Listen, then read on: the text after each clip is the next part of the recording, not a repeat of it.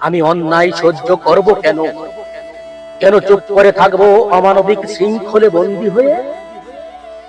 মানুষের বুকে ফেটে যায়, ক্ষুধায় নারীর চোখে ভরে ওঠে অশ্রুতে, শিশুর স্বপ্ন মরে যায় শাসকের লাথিতে। আর আমি কি তবে নীরব দর্শক হয়ে থাকবো? না, আমি বিদ্রোহী, আমি বজ্রপাতের আগুন, আমি ঝড়ের গর্জন, আমি সত্যের সৈনিক। অন্যায়ের মাটিতে দাঁড়িয়ে ন্যায়ের পতাকা তুলে ধরি। যেখানে শোষক হাসে, সেখানে দুর্নীতির রাজার মদিরা প্রবাহিত হয়। যেখানে দুর্বলরা পদদলিত হয়, আমি সেখানেই গর্জে উঠব। আমার কণ্ঠে বজ্রের মতো ধ্বনি উঠবে, আমার হাত মুঠি হবে